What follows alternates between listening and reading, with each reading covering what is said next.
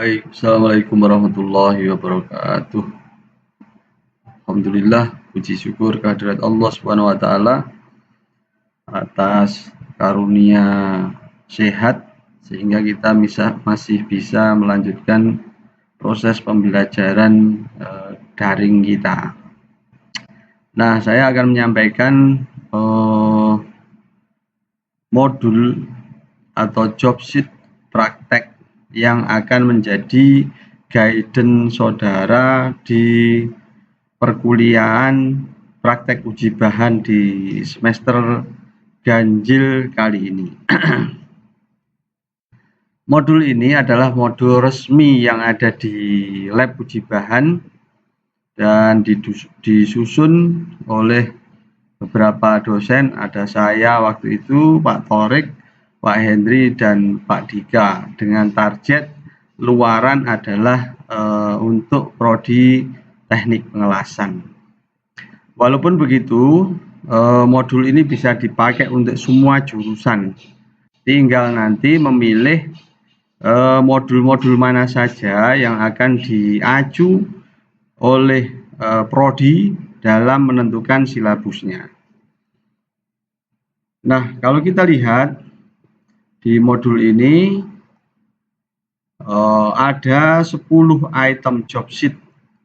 Ada uji impact, kekerasan, uji bending, tarik, metalografi sampai 10. Nah, totale job sheet-nya ada 10, cuman tidak semua job sheet bisa dipakai oleh jurusan yang lain. Nanti tinggal dipilih. Misalkan untuk prodi DC itu ada uji impact, hardness, tarik untuk destructive test-nya. Kemudian untuk non-destructive test-nya ada penetran, magnetit, sama ultrasonik. Jadi ada 6 yang dipilih untuk prodi DC pada semester kali ini.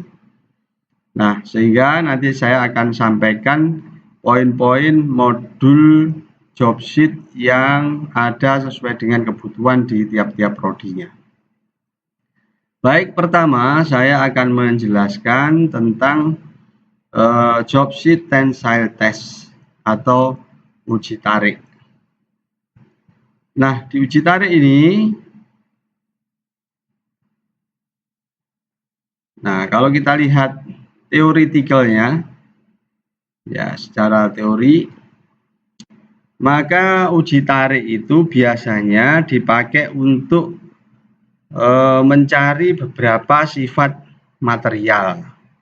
Dan uji tarik ini adalah pengujian yang sangat-sangat sering dilakukan oleh industri dalam memenuhi kebutuhan produksinya, baik untuk proses kualifikasi maupun proses produksi.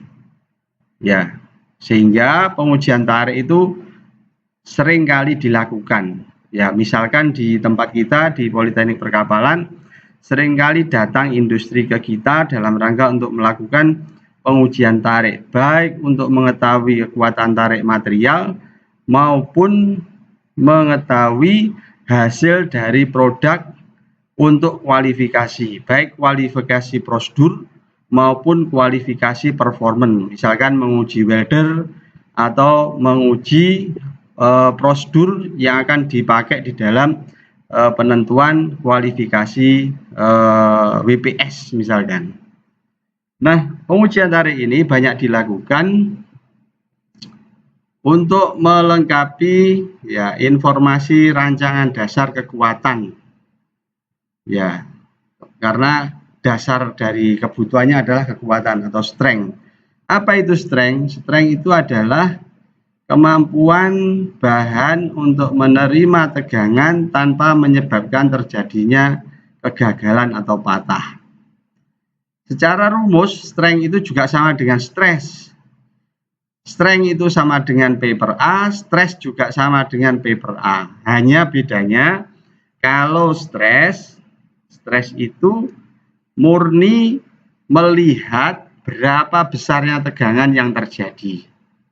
Simbolnya juga sama. Misalkan simbol dari stress maupun strength itu sama juga. Misalkan begini, stres dilambangkan oleh begini. Nah, ini rumusnya sama juga, P dibagi dengan A. Ya, strength juga sama-sama ini. Hanya kalau stres murni hasil dari beban dibagi dengan luasan. Kalau strength nanti sudah melibatkan bahannya, materialnya. Artinya tegangan yang terjadi itu menyebabkan patah atau tidak pada material. Kalau dia melebihi kekuatan material, maka dia akan patah. Kalau tidak, pasti aman saja. Itu bedanya stres dan strength. Nah, di uji tarik nanti ya kita akan dapatkan beberapa sifat. Ya, sifat mekanik tentunya. Apa saja sifat mekaniknya? Di antara sifat mekanik yang didapatkan dari uji tarik adalah 1. UTS. Ultimate Tensile Strength. Yang kedua, Yield Strength. Yang ketiga, elongation. Yang keempat, ada reduction of area. Yang kelima, bisa jadi dapat modulus elastisitas. Ini adalah sifat-sifat yang mungkin bisa didapatkan dari uji tarik atau tensile test.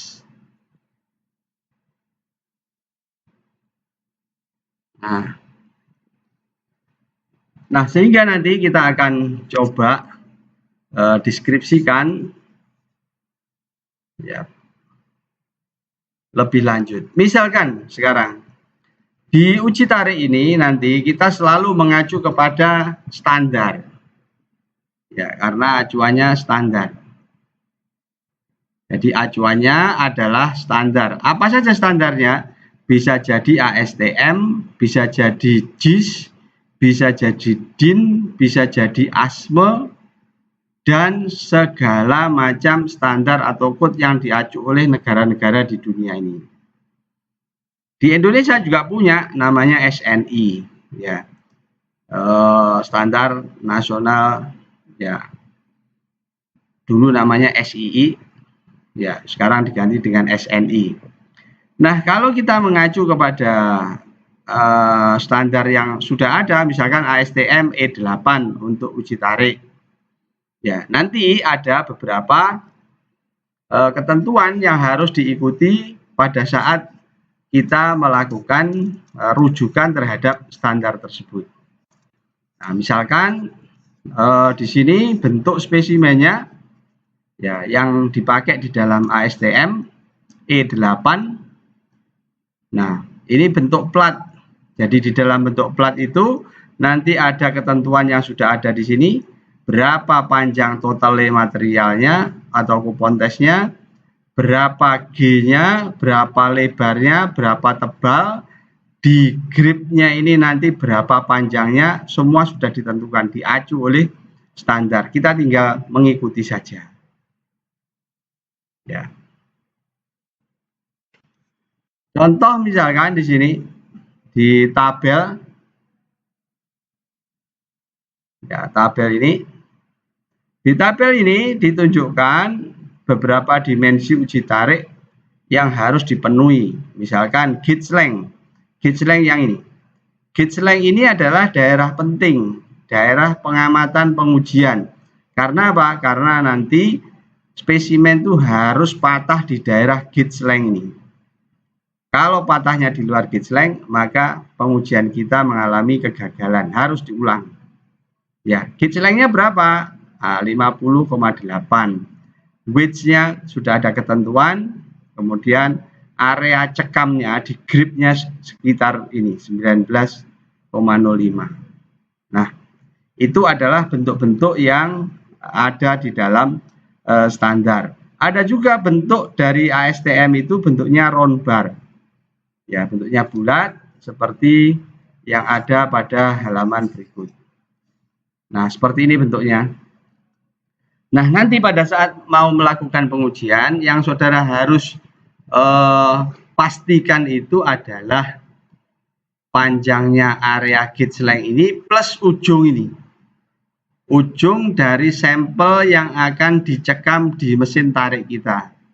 Sebelum melakukan pengujian, kita harus konsultasikan dulu ke teknisi di lab berapa minimal panjangnya ini. Kalau terlalu pendek nanti tidak bisa dicekam sehingga tidak bisa ditarik. Kalau terlalu panjang bisa nabrak nanti. Makanya di sini harus dikonsultasikan. Yang utama ini, tapi ujung-ujungnya ini menyesuaikan dengan keadaan mesin kita. Ada lagi spesimen yang lain yang bentuknya misalkan seperti ini. Ya. Spesimen bentuk besi beton ulir atau deformed bar form, atau biasanya dipakai di beton tulangan itu, baja tulangan. Ini yang ada gripnya, ini yang polos. Ya, besi beton ada yang berulir begitu, ada yang polosan. Nah, ini nanti juga bisa dilakukan pengujian. Nah, bisa juga nanti bentuknya plat yang ada las-lasannya. Ya, tergantung, pokoknya kita mengikuti standar yang diaju. Nah, kalau bentuknya itu deform bar seperti tadi, maka ada ketentuan acuan ya yang perlu dilakukan perhitungan. Besi beton ulir itu ada cara karena bentuknya tidak bulat penuh sehingga diasumsikan memiliki diameter. Ya, diameternya itu nanti kalau dihitung D-nya sama dengan akar 4M per pi rho L. Ya, L-nya itu panjang total. Jadi sebelum melakukan pengujian diukur dulu panjang totalnya, kemudian ditimbang untuk mendapatkan masanya. Ya, karena rho sama dengan M per V, ya V itu adalah volume sama dengan luas kalikan panjangnya. Nah, luasnya nanti akan ketemu bahwa luas dengan asumsi bentuknya bulat itu pi per 4 D kuadrat, sehingga D-nya sama dengan 4M per pi rho L. Nah, D yang didapatkan dari perhitungan itu nanti dipakai untuk menentukan panjang gauge length-nya. L0 sama dengan 8 kali DU. Ya, 8 kali DU. Setelah itu baru nanti dipakai untuk pengujian tariknya. Itu beberapa ketentuan standar yang akan diacu di dalam pengujian. Artinya pengujian kita tidak boleh sembarangan. Ya, kita harus mengacu pada kode standar yang dipakai oleh customer kita. Misalkan customer bawa ke kita, Pak, saya mau uji berdasarkan Italian standar, bisa. Kita punya kodenya. Ya, yang penting ya bahwa kita bisa melakukan ada rujukan standar. Mau BKI, mau LR, mau SNI, ya tinggal ngacu saja. Nah, kemudian pada pengujian tarik yang harus kita pahami adalah bahwa dari uji tarik itu kita dapatkan kurva atau diagram. Diagramnya itu namanya diagram P delta L. Walaupun nanti pada saat kita melakukan pengujian, bisa jadi di data yang kita dapatkan itu bukan P delta L karena mesinnya sudah canggih. Mesin-mesin yang baru tidak akan keluar kurva P delta L, tapi langsung keluar diagram tegangan-regangan. Ya, karena konversi yang baru, mesin-mesin baru. Tetapi mesin yang lama untuk memberikan pembelajaran filosofis pengujian tarik, maka keluarnya grafik berupa P delta L. Jadi sumbu tegaknya ini adalah bebannya, sumbu horizontal ini delta L-nya. Nah, Ini bebannya yang diberikan, ini adalah pertambahan panjang. Ya, pertambahan panjang. Jadi kalau misalkan saya punya spesimen seperti ini, panjang mula-mula L0 misalkan,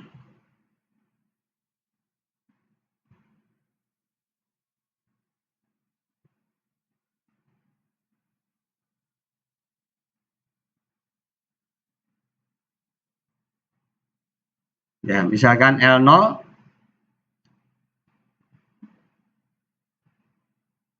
ya ini panjang. Nah, setelah ditarik nanti akan mengalami perpanjangan. Misalkan jadi seperti ini. Lebih panjang.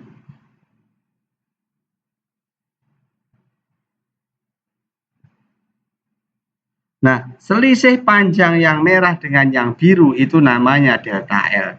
Sehingga kurvanya nanti akan kita dapatkan seperti ini. Ini adalah P, ini delta L. Ini posisi di mana material belum dikasih beban, masih berupa L0. Dari sini sampai ke sana itu adalah L0.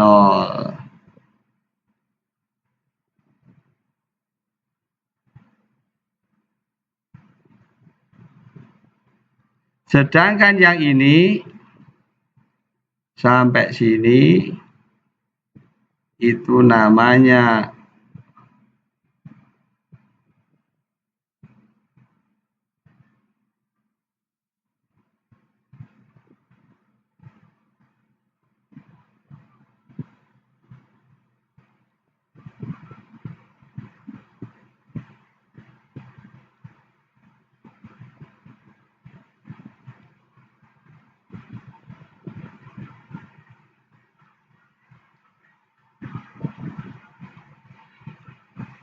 ini sampai sini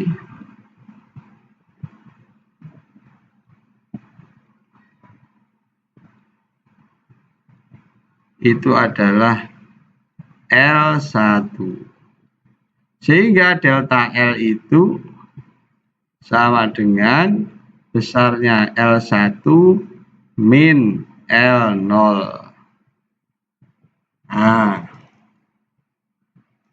Nah, kalau kita lihat dari hasil uji tarik itu, maka nanti ini harus dibuat menjadi diagram tegangan-regangan. Nah, supaya nanti bisa memberikan pemaknaan terhadap diagramnya. Nah, di sini kalau kita perhatikan, kita bisa bagi areanya adalah menjadi, nah ini wilayah daerah elastis, sedangkan di sini sampai sana ini adalah daerah plastis. Selain itu nanti ada, kalau tinjauannya adalah deformasi, maka dibagi menjadi dua juga. Ini sampai ke bawah, itu namanya uniform deformation. Ya, sedangkan yang lebihnya yang di sini namanya non-uniform deformation. Apa bedanya? Kalau uniform deformation yang daerah satu ini, ya, ini daerah 2.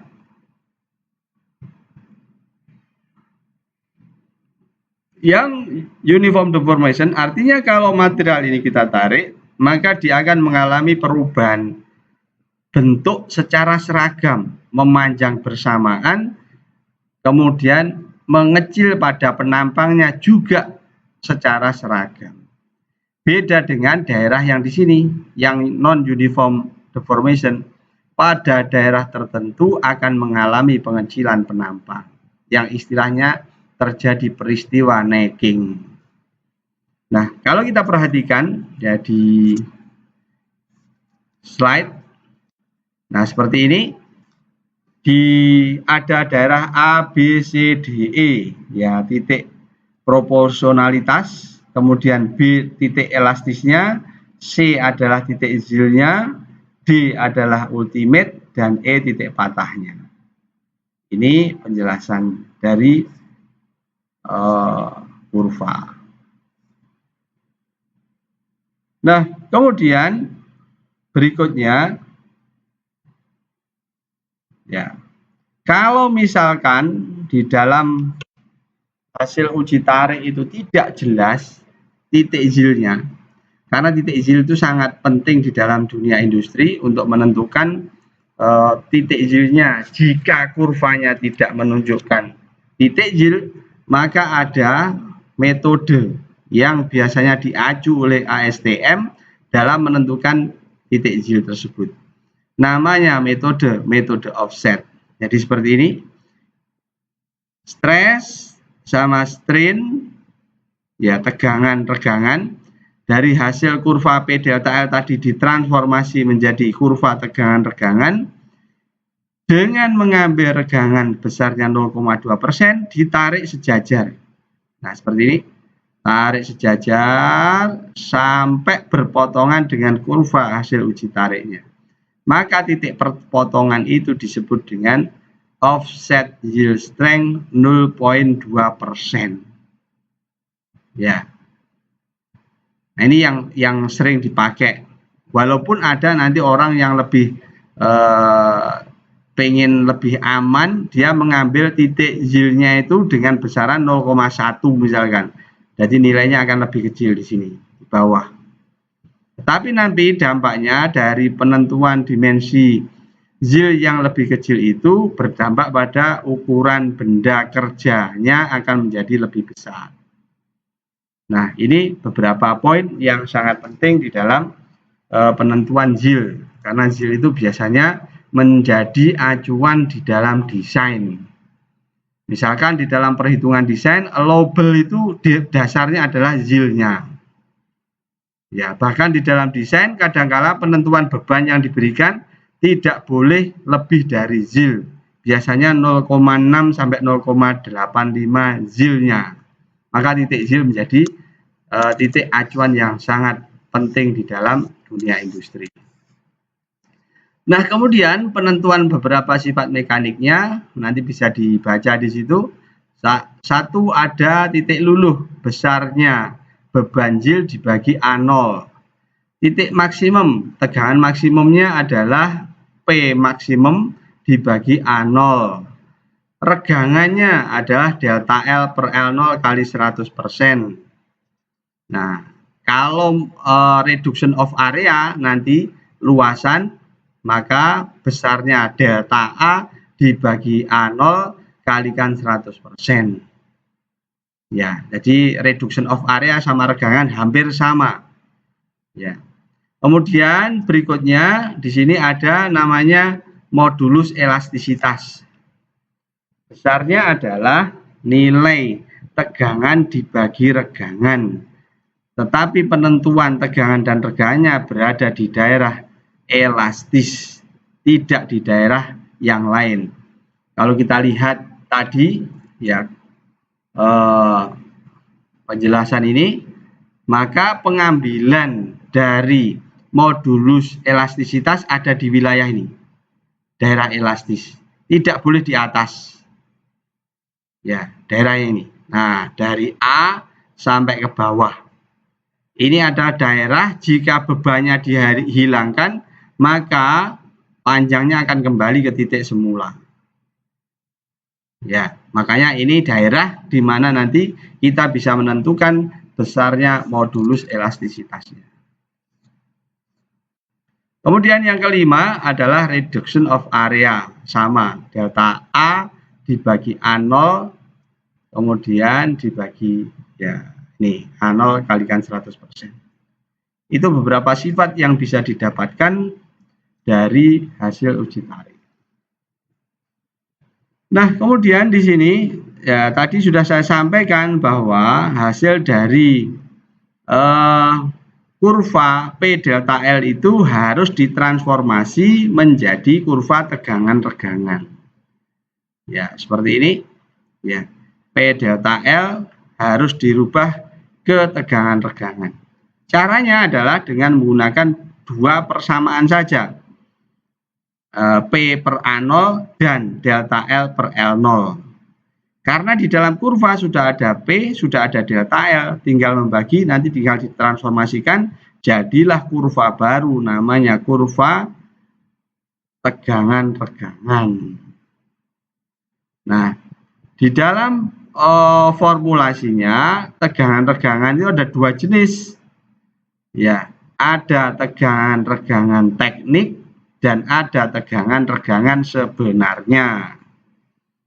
Nah, kalau tegangan-regangan teknik, maka yang dipakai acuan asumsi adalah luasannya ini dianggap konstan. Jadi ketika ditarik, berubah sampai patah tetap dianggap A0. Karena untuk mempermudah ya proses kalkulasi perhitungan. Sehingga dua formula ini dipakai acuan untuk merubah P delta L menjadi diagram tegangan-regangan teknik atau engineering stress strain. Ya, dengan dua rumus ini. Nah, kalau dengan tegangan-regangan sebenarnya, maka asumsi yang dijadikan acuan adalah bahwa luas pada material yang ditarik itu tidak konstan, tapi berubah. Nah, yang konstan apanya? Volumenya. Dia memanjang, tapi luas penampangnya jadi kecil, tetapi volumenya tetap sama.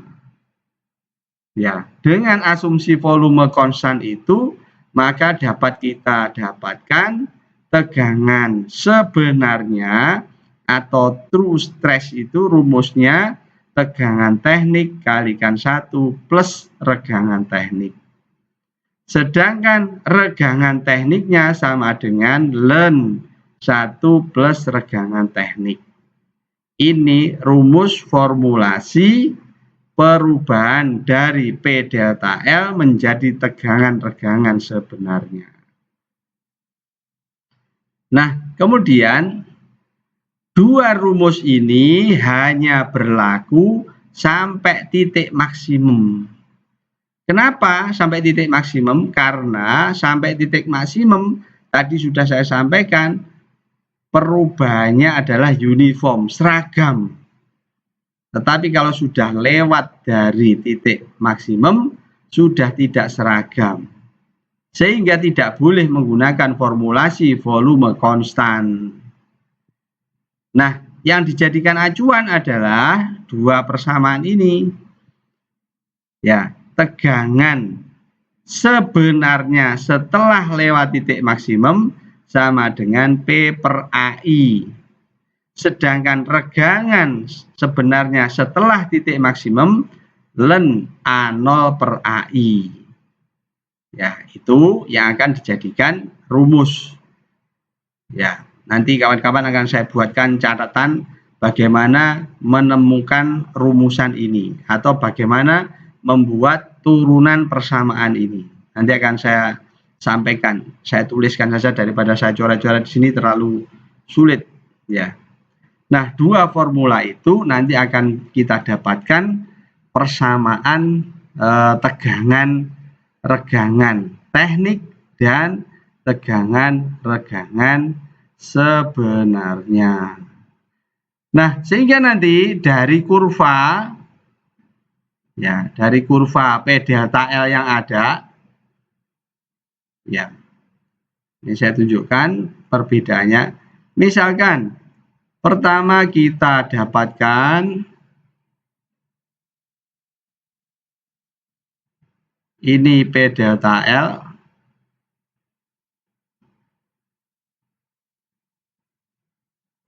Ini P, ini delta L.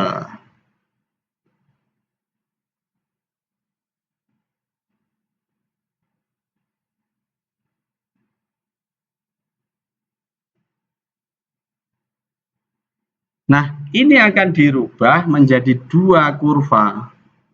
Ditransformasi menjadi dua kurva tegangan regangan. Apa itu?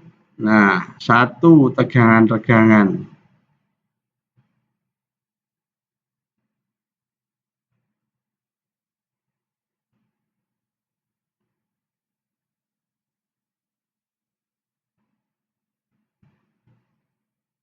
Ini tegangannya, ini regangannya. Nah, saya kasih warna yang merah untuk menyatakan tegangan regangan teknik. Bentuknya akan seperti ini. Saya akan kasih warna biru untuk tegangan regangan sebenarnya. Gambarnya akan begini. Mirip, cuman akan lebih pendek, kemudian memanjang ke sana. Ya, ini bedanya. Yang ini yang merah, ini adalah engineering stress strain.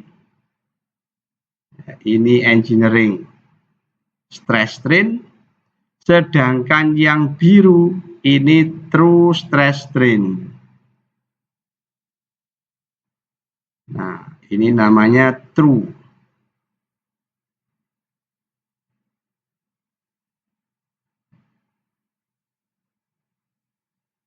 Nah, yang ini engineering.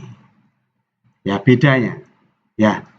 Jadi, untuk yang true stress strain, regangan sebenarnya akan lebih panjang, tapi bebannya nanti akan mengalami perubahan seperti ini.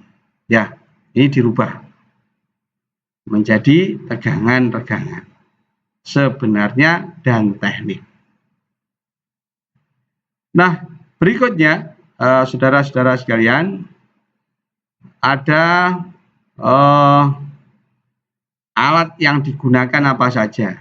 Ya, ada ukur, ya kategori alat ukur, fabrikasi assembly, kemudian peralatan kategori 1, peralatan yang cara pengoperasian dan perawatannya mudah, ya, menggunakan panduan SOP manual. Peralatan kategori 2 yang cara pengoperasian dan perawatannya sedang, risiko penggunaan sedang, akurasi kecermatan pengukuran sedang, ya perlu pelatihan khusus. Kategori 3, ya tingkat presisi yang tinggi dan butuh sertifikasi.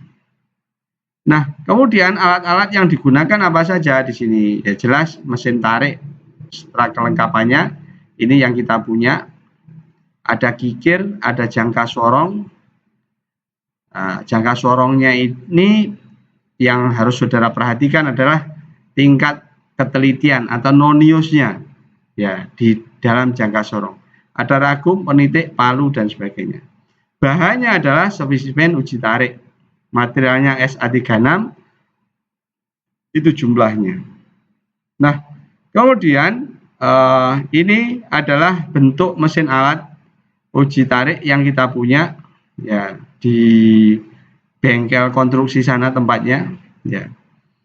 Tapi nanti kita punya dua, satu di bengkel konstruksi, satunya ada yang di lab uji bahan. Yang kita pakai mungkin yang ada di lab uji bahan. Kemudian ada kikir, kita sudah tahu bentuk kikir seperti apa. Nah, ini kikirnya, ada jangka sorong, ada ragum, ini ragum, ada penitik, ada palu.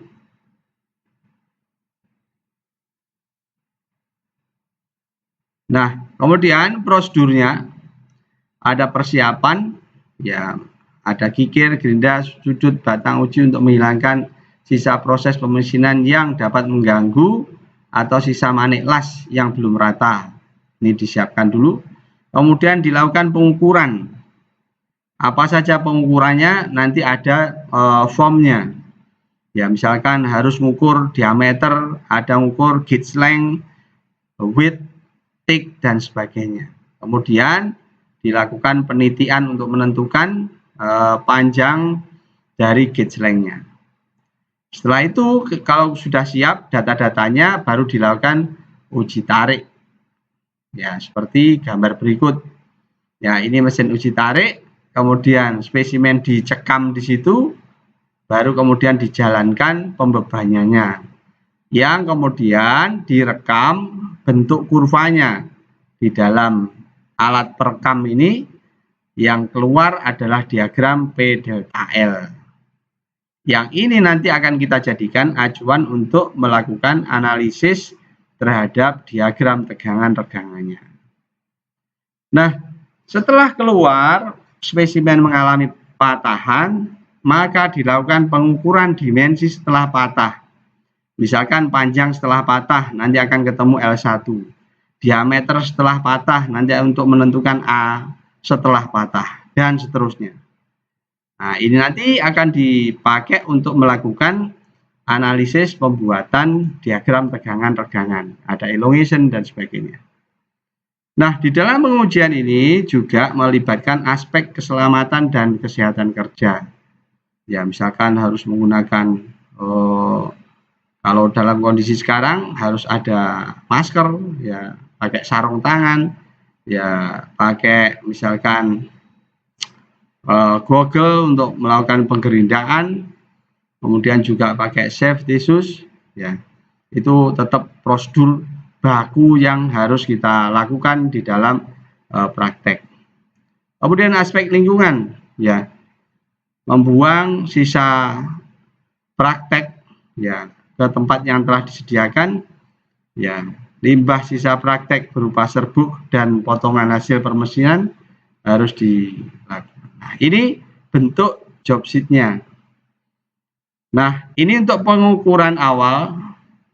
Ya, misalkan bentuknya plat, ada lebar dan tebal, ada diameter untuk bentuk yang round. Ya, kemudian dihitung luasnya, A0-nya, luas penampangnya. Kalau diameter berarti pi per 4D kuadrat, kalau plat berarti W kalikan T. Kemudian ditentukan panjang L0-nya sesuai dengan standar. Nah, setelah itu dilakukan penarikan, akan didapatkan berapa besarnya gaya maksimumnya dalam kilonewton, berapa besarnya yield dalam kilonewton, kemudian dikonversi ke kilogram Fos.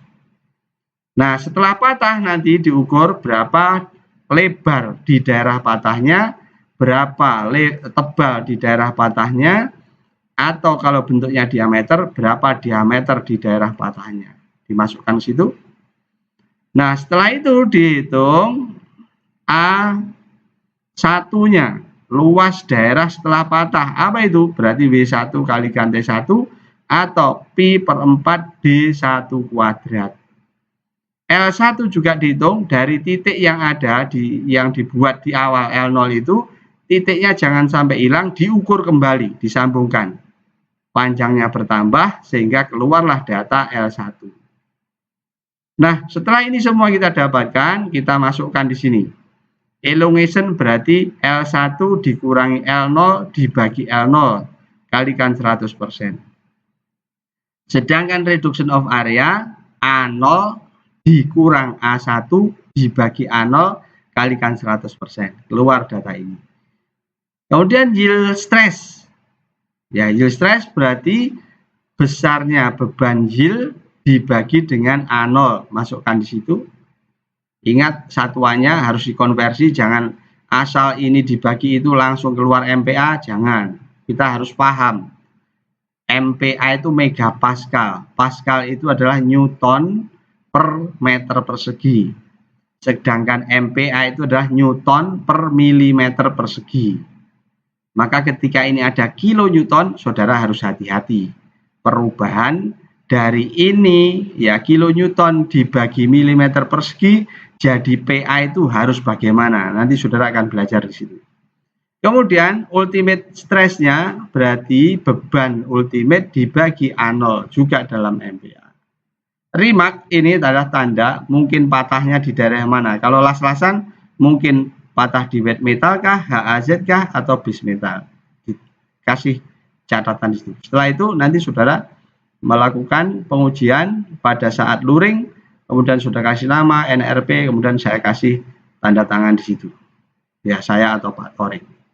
Ya, akan berikan ya pengesahan terhadap report saudara. Ini contoh ya, benda kerjanya bentuk plat seperti ini, bentuk round bar with reduce section seperti ini, yang ada reduce sectionnya, ada yang deform bar, ini ada yang polos begitu. Nah, ini deform bar, ya. Kemudian pembahasan, ya, apa yang akan saudara lakukan setelah dapat data-data tersebut. Ya, saudara bisa melakukan identifikasi jenis material dan karakteristiknya, serta bisa membaca alat ukur, ya, mengidentifikasi sifat logam dan non logam, dapat melakukan prosedur pengujian logam dan non logam, kemudian mampu menyiapkan ya tempat alat bantu pelaksanaan pengujian tarik, kemudian dapat melakukan prosedur K3. Ya, asesmennya, nah di sini ada asesmen yang bisa dilihat sebagai guidance kita dalam melakukan evaluasi ya mahasiswa dan melakukan pengujian tarik terhadap suatu material, mampu membuat diagram tegangan-tegangan teknik dan sebenarnya, kemudian mampu menjelaskan, menganalisa sifat mekanik material, kekuatan tarik, yield, reduction of area, elongation, dan modulus elastisitas. Nanti saudara akan ditanya itu pada saat evaluasi. Jadi saudara siapkan, ya, bisa melakukan uji tarik, prosedurnya bisa dipahami dan dilakukan, kemudian bisa membuat diagram tegangan-tegangan dari delta P delta L ke tegangan-tegangan teknik dan sebenarnya, nanti akan saya pandu sama Pak Torik, kemudian bisa menjelaskan apa itu UTS, apa itu yield stress, apa itu elongation, apa itu reduction of area, dan apa itu modulus elastisitas. Ya, ini unit kompetensi yang didukung, mengidentifikasi jenis material, kriterianya 1, 2, 3, 4. Kemudian berikutnya, ya, referensi yang dipakai, ya, ada ASTM, ada tulisan Pak Budi, ada William de Callister, ada Pak Wahid Suherman, ada Pak Arsono, ada saya, ada Pak Wahid Suherman. Ini ada rujukan-rujukan banyak buku yang bisa dipakai acuan di dalam pembuatan laporan uji bahan. Baik, sampai di sini semoga bisa dipahami. Saya punya tanggungan untuk menjelaskan formulasi penurunan dari diagram P delta L menjadi tegangan-tegangan teknik dan sebenarnya. Insya Allah nanti akan saya susulkan supaya memudahkan saudara di dalam membuat analisa berikutnya. Karena kalau di sini terlalu sulit, ya. Terima kasih. Ya. Assalamualaikum warahmatullahi wabarakatuh.